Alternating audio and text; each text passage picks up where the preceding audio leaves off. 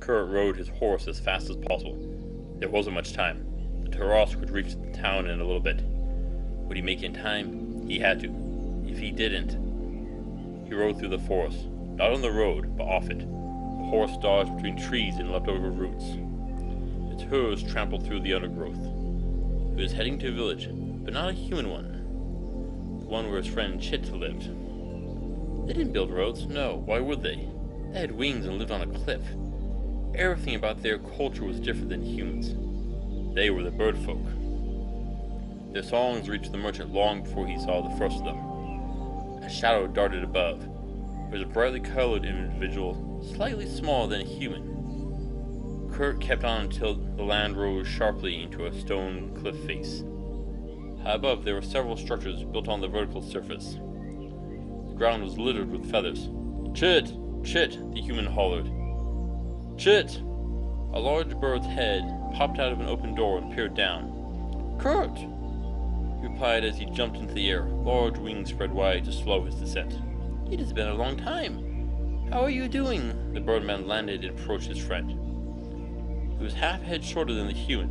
His body was covered in brilliant blue feathers. His short beak glistened in the day's sun. "Chit, we need your help. There is a Tarasque coming for a human village. Can you help? We have a plan, but we need your help." Cocking his head sideways, the feathered figure thought and listened to the human man. It was hard to discern his thoughts. "Let me speak with the elders." Spreading his wings wide, the birdman took off and flew about cawing. Soon, the air was filled with birdfolk flocking about. The voices mixed into a song of discourse and debate. Silently, Kurt waited. Many lives hung on the verdict. Welcome back to Mythical Phylogeny Adventures. I'm your guide, Jason. In desperation, we turn to the Birdfolk for help. Let's take a look at this strange avian race. Or is it races?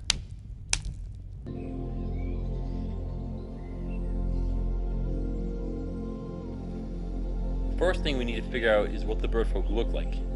There are three main factions which I have come across. First is what I call the Harpy strain. They have a human or avian head, feathered wings instead of arms, and taloned legs. Next we have those with both arms and wings, which I'll call the Angel variant. Finally, there are the terrestrial variants which don't have any wings but arms and walk on the ground.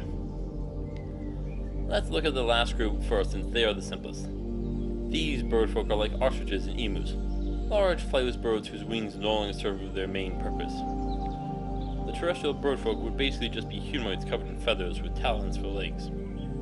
Okay, the boring one's out of the way. Let's talk about the Harpy variant. I touched on a few of the specializations of birds when I spoke on the griffins, but let's go over them again. In order to fly, birds have specialized several systems. First up are their lungs. They're designed to prevent the mixture of old and new air. This limits the carbon dioxide intake with every breath, and more oxygen is brought in. Both are critical to the high energy demands of flight. Second, they need a lot of pec muscles, big chest muscles. To fit them all there, you'll need to enlarge the breastbone to what's called the keel. That brings up the bones. Bird bones are hollow to drop weight and make it easier to fly. Those are the major ones, and those we'll need to worry about. So, the Harpy variant has the arms turned into the wings. So basically, a bird. Great. This is fairly simple. Well, sort of. Harpies are intelligent and can build things. So what do they use to grab things? Their feet? Or do they have hands? The feet make the most sense. Parrots are zygodactyls, or have grasping feet. Parrots are well known to use their feet to grasp fruit and nuts. With a little more work to improve dexterity and brain function, this is easy to do. To do the dexterity, it will need a few things. Bird legs don't have the muscles, but instead have just tendons in there. The muscles are a little higher in the quads and body section. Now, take a look at your hand. Curl it up into a fist. Now, try to extend just the ring finger. Don't move the pinky. Is it easy? I bet a few of you struggled. This is because of how the tendons in your fingers are set up. The same occurs in zygodactyl feet. This isn't that complicated though. It's basically a monkey's foot compared to a human's foot. Monkeys can grab things with their feet, but a human can with a little practice. Same for our harpy bird folk. What if the birdfolk use their wings to carry things? Bird wings and humans have the same bones and muscles. That means conceptually they are fairly easy to compare. You can't rearrange where the muscles attach to free up the first few digits to make a hand. At best, they may have a thumb and 2 or 3 fingers. But would that be enough to work as a hand? Probably. Now both have problems. The winged hands carrying things could mess up the feathers and would require more preening. More importantly, it would be hard to fly while carrying something there. I mean, try holding a ball between your legs and walking, or pencil on your toes. Difficult, yes? So I'd say the feet would be the best to carry things. But could that be a problem? Hygienic? They would be putting their hands on the floor constantly. Yes, that means more hand washing, or foot washing. But could they carry things and walk? This is where I think birdfolk culture and human culture would vary drastically. To them, flying and walking is the same thing. So why would they have a word for each? Yeah, we've got a word for running and walking, but conceptually, they are the same act. Same may be true for birdfolk with flight and walking.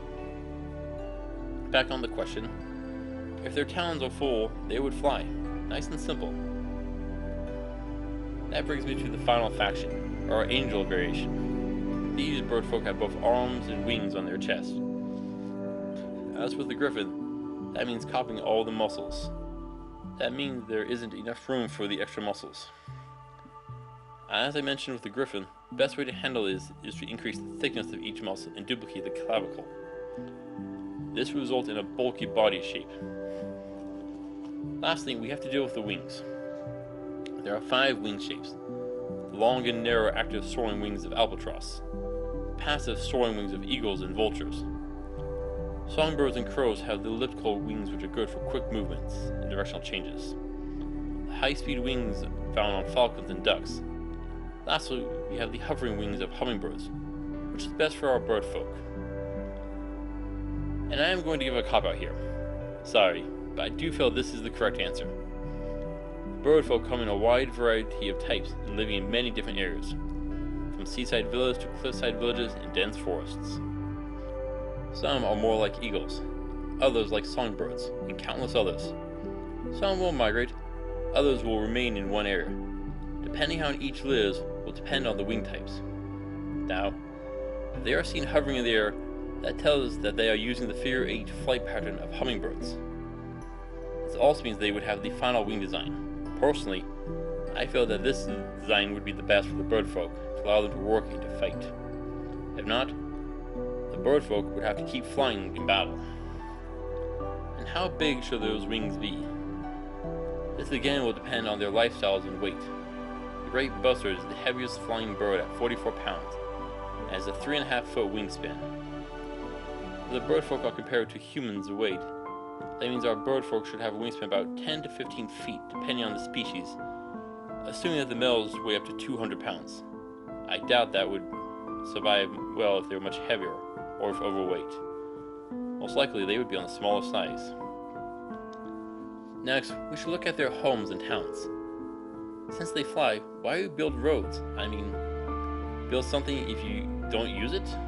The only reason they would ever bother with roads is if they use carts. Luggage and objects that are too heavy for them to carry. Storage areas would be located near the ground floor of the village. Their homes located on the cliffside. Unless they have large trees, cliffs would be the safe bet. Of course, you have some birds like kingfishers and burrowing owls who nest underground, so we can't assume that some birdfolk will dig homes. Now we have one major issue, the beak. Bird beaks are highly specialized tools. Birds that break open heavy seeds have a more robust beak. Birds that drill into trees have long, narrow bills. They've got the wide, flat bills of ducks and geese. And insect eaters have yet a different beak. Just look at the Darwin's finches from the Galapagos Islands. Now, beak size ties back to their diet, and to relative size to the bird. If our birdfolk are near human size, how big should their beaks be? I doubt any would have a beak proportional to a toucan's. No, I would bet they would have smaller beaks. At a larger size, they should eat a wide variety of foods with less difficulty. Okay, one final thing. I'm sure you've all seen the images of harpies with breasts. Is that plausible? Well, no. Birds already have a defined care system for their hatchlings. This includes some like doves who produce a crop milk produced in their throat to feed them while others bring food to them. In addition, feathers are needed to protect the body from cold air in flight. I do not feel it would make much sense. They already have a system that works perfect for their birds. Why change it for the birdfolk?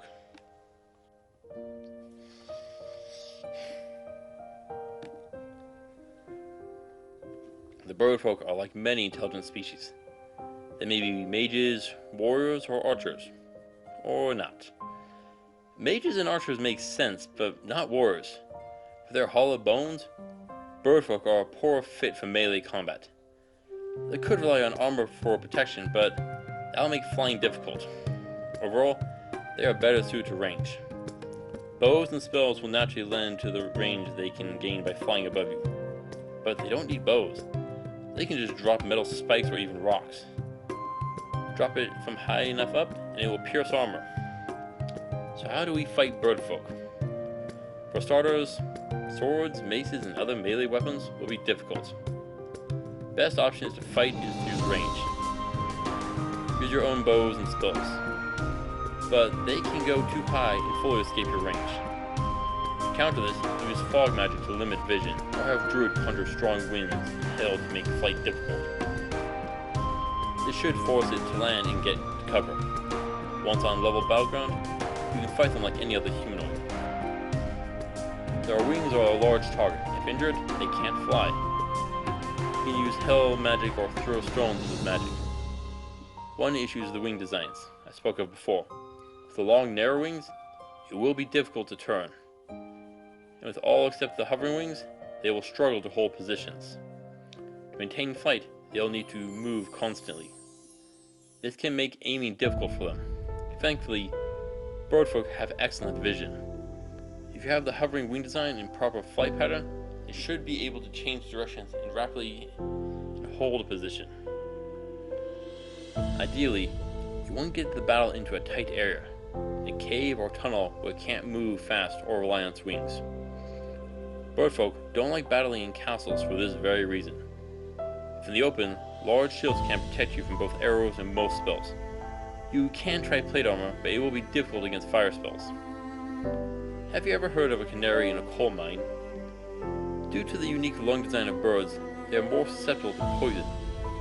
Poison gas clouds make an excellent trap for them. Overall, birdfolk fall into relying on a single trick. They need to stay high in the air, but if you can bring them down, they are fairly weak. That is why I can only give the birdfolk a 4 of 10 for difficulty. Take away their flight, stay in cover, and you can win.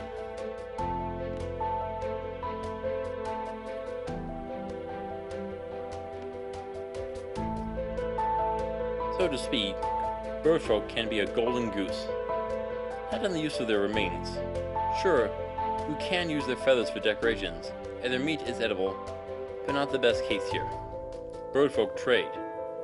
They make their own items, clothes and jewelry and food, all of which can be bought and sold. Those feathers I mentioned earlier are of little interest to them. I mean, what do you do with your own hair after you cut it in? Throw it out? Burn it? Same is true of the birdfolk. But the most important thing with birdfolk is that they migrate.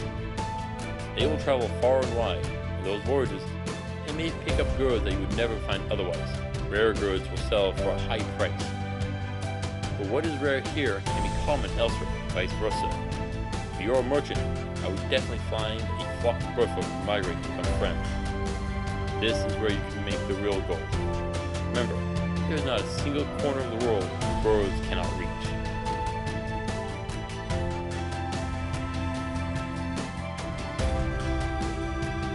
Kurt looked up into the sky.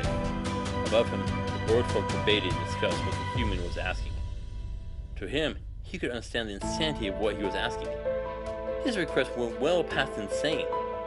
That was the only chance, and if the Tarasque wasn't stopped now, it may come for their village. That was what Chit was thinking. The chorus above fell silent and broke off. 3 birdfolk lined before the old merchant. One was old with feathers missing.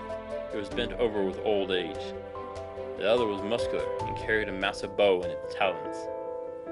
They have agreed to aid the human village. But I hope your plan works. It sounds crazy, but you've always come through for us when we have needed. It will take us time to gather the resources you asked for, Chit explained.